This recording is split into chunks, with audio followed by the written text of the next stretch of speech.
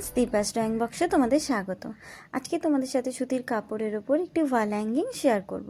তাহলে শুরু করা যাক। প্রথমে পেন্সিলের সাহায্যে একটা স্কেচ ড্র করে নিয়েছি হালকা করে। তার উপর দিয়ে হোয়াইট ফেব্রিক কালারটা দিয়ে পুরোটাতে আউটলাইন দিয়ে দেব।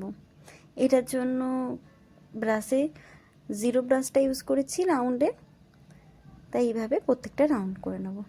এই ছবিটা করার জন্য একদিন আমার স্টুডেন্ট এলো, বলছে যে দিদি আমার স্কুলে হাতের কাজের জন্য একটা ছবি করে দিতে হবে কাপড়ের উপর, তা তুমি একটু করে দেবে? বললাম আচ্ছা, তুই যখন বলছিস ঠিক আছে করে দেবো। কিন্তু ওর একটা কথা ছিল যে ওকে একটা ঠাকুরের ছবি করতে হবে, আর এটাতে কোনো কালার ইউজ হবে না, শুধু একমাত্র সাদা কালারটা দিয়ে আউটলাইন দিয়ে করতে হবে। তো চলো এই ভাবনা চিন্তা করে শুরু করে দিলাম। তা আমি এখানে কৃষ্ণ ঠাকুরটা ওকে বললাম যে কৃষ্ণ ঠাকুরটা কর, দেখতে সুন্দর লাগছে। পুরোটা না, শুধু জাস্ট ফেসটাই হবে, একটু হালকা ফিগারটা থাকবে। সেই মতো ওই হোয়াইট কালারটা দিয়ে আউটলাইন শেডিং পুরোটাই করেছি। তোমরা দেখতে থাকো। এইভাবে প্রথমে চোখগুলো করে নিচ্ছি। এবার পুরো ফেসটাতে আমাদের অর্ধেকটা হালকা আউটলাইন হয়ে গেছিলো। একটা ছোট সার্কেল করে তার উপর আরেকটা সার্কেল করে আমরা চোখটা করে নেব। এবার নাকটা করব। মিডিলে একটা লাইন টেনেছিলাম, সেটার থেকেই নাকটা বার করে নেব, দু সাইড থেকে দুটো আউটলাইন দিয়ে। এবার ঠোঁটটা করে নেব হালকা করে একটা আউটলাইন দিয়ে, উপর একটা পাতলা লেয়ার দিয়ে দেবো, বেশি মোটা না, আর নিচের দিকটাতে একটু মোটা করব। আর দুই পাশে একটু টানা টানা করে দিয়েছি। হাসি মুখটা হলে একটু টানা করতে হয়। এবার পাগড়িটা হালকা একটা লেয়ার বার করে উপরে একটা ফুল করে নেব।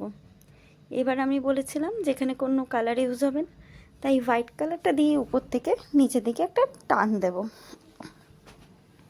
এবার আস্তে আস্তে উপরের দিকে আউটলাইনগুলো করে নেব। আস্তে আস্তে পাগড়ির লেয়ারগুলো এক একটা করে একটু মোটা করব সেগুলো। এবার টিপটা করে নেব তিলকের মতন করে। এবার পাগড়ির উপরে একটু ব্রোঞ্জ টাইপের থাকে, সেই রকম একটু গোল করে ব্রোঞ্জের মতো করে নেব একটু ডিজাইন। সার্কেল সার্কেল করে একটু হালকা করে গলাটা বার করে নিয়ে এবার পাগড়ির ওই পাশের নিচের দিকে আরও কতগুলো ফুল করে নেব। এই ফুলগুলো উপরের ফুলটার থেকে একটু তুলনায় ছোট হবে। আস্তে আস্তে দু তিনটে মতো ফুল বার করে তার থেকে কতগুলো পাতা বার করে নিতে হবে।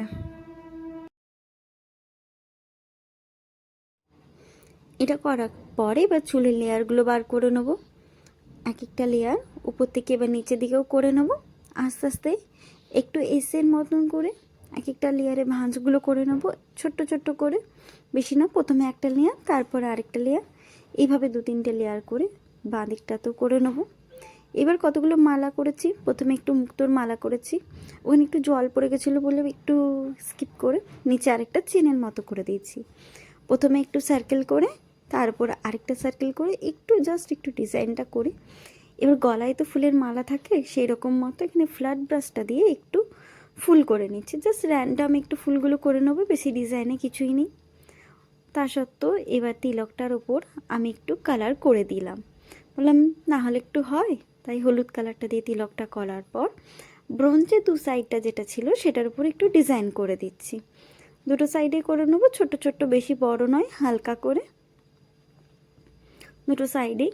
এবার করা হয়ে গেলে ওই যে ব্রোঞ্জটা একটা সেখান থেকে চেনের মতো কতগুলো লেয়ার যাবে, তাই হালকা হালকা করে জিরো ব্রাশটা দিয়ে একটু উপরে উঠিয়েছি। আবারও এক একটা ভাঁজ করেছি, দুটো ভাঁজের লেয়ার দুদিকেই আছে।